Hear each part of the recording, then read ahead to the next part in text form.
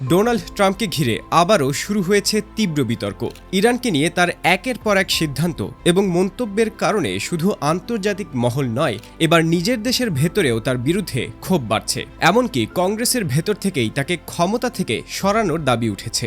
যুদ্ধবিরতির আগে ট্রাম্প ইরানকে নিয়ে একটি সোশ্যাল মিডিয়া পোস্ট করেছিলেন। তিনি ইঙ্গিত দেন, পরিস্থিতি নিয়ন্ত্রণে না এলে একটি পুরো সভ্যতা পৃথিবীর বুক থেকে মুছে যেতে পারে। এই মন্তব্য প্রকাশ হওয়ার পর থেকেই বিশ্বজুড়ে আলোচনা শুরু হয়ে যায়। শুধু বিদেশি নেতারাই না, আমেরিকার অনেক রাজনীতিবিদও এই মন্তব্য নিয়ে উদ্বেগ প্রকাশ করেন। এই ঘটনার পর মার্কিন কংগ্রেসের ডেমোক্র্যাট নেতারা ট্রাম্পের বিরুদ্ধে আরও কঠোর অবস্থান নিতে শুরু করেন। বিশেষ করে নিউ ইয়র্কের কংগ্রেসম্যান আলেকজান্দ্রিয়া ওকাসিও-কর্তেজ সরাসরি বলেন, ইরানের সঙ্গে সাময়িক যুদ্ধবিরতির ঘোষণা দিলেও পরিস্থিতি আসলে বদলায়নি। তার মতে, ট্রাম্পের এমন সিদ্ধান্ত আমেরিকার জন্য যেমন ঝুঁকিপূর্ণ, তেমনি পুরো বিশ্বের জন্য উদ্বেগজনক। তিনি আরও বলেন, প্রেসিডেন্ট যদি কংগ্রেসের অনুমতি ছাড়া যুদ্ধের মতো পরিস্থিতি তৈরি করেন, তাহলে সেটি সংবিধানের দৃষ্টিতে গুরুতর বিষয়। শুধু তিনি একাই নন, আরও অনেক ডেমোক্র্যাট আইন প্রণেতা ট্রাম্পকে ক্ষমতা থেকে সরানোর দাবি তুলেছেন। তাদের মধ্যে কেউ কেউ সরাসরি অভিশংসনের কথা বলেছেন, আবার কেউ বলেছেন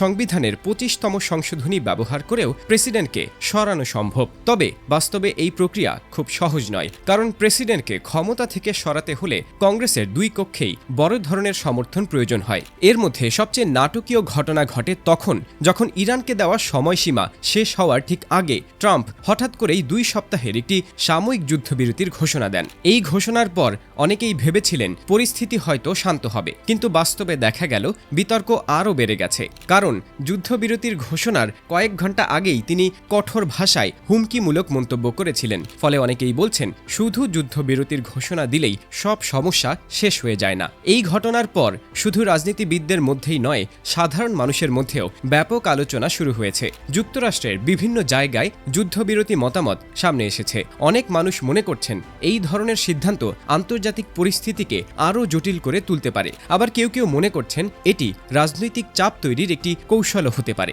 এই ভিন্ন ভিন্ন মতামতের কারণে এখন আমেরিকার রাজনৈতিক পরিস্থিতি আরও উত্তপ্ত হয়ে উঠেছে। এখন সবচেয়ে বড় প্রশ্ন হচ্ছে, ট্রাম্প কি সত্যি ক্ষমতা হারাতে পারেন? বাস্তবতা হলো, যুক্তরাষ্ট্রের ইতিহাসে প্রেসিডেন্টকে ক্ষমতা থেকে সরানো খুব কঠিন একটি বিষয়। এর জন্য কংগ্রেসের দুই কক্ষেই শক্ত সমর্থন প্রয়োজন হয়। বর্তমানে অনেক ডেমোক্র্যাট নেতা তার বিরুদ্ধে অবস্থান নিলেও রিপাবলিকান দলের বেশিরভাগ সদস্য এখনও তার পক্ষেই আছেন। তাই বিশ্লেষকরা বলছেন, এখনই তাকে সরিয়ে দেওয়া সহজ হবে না। তবে এটাও সত্য, তার ওপর রাজনৈতিক চাপ ধীরে ধীরে বাড়ছে। বিশেষজ্ঞরা মনে করছেন, ইরানকে ঘিরে এই সংকট এখন শুধু আন্তর্জাতিক বিষয় নয়, এটি যুক্তরাষ্ট্রের অভ্যন্তরীণ রাজনীতির বড় ইস্যু হয়ে দাঁড়িয়েছে। কারণ যুদ্ধ, অর্থনীতি এবং জাতীয় নিরাপত্তা, এই 3টি বিষয়ই আমেরিকার রাজনীতিতে সবচেয়ে গুরুত্বপূর্ণ। আর এই 3টি এখন একসঙ্গে আলোচনার কেন্দ্রবিন্দুতে চলে এসেছে। এই পরিস্থিতিতে অনেকেই মনে করছেন, সামনে আরও বড় রাজনৈতিক সিদ্ধান্ত আসতে পারে। যদি কংগ্রেসের ভেতরে বিরোধিতা আরও বাড়ে, তাহলে ভবিষ্যতে ট্রাম্প প্রশাসনের ওপর চাপ আরও বেড়ে যেতে পারে। তবে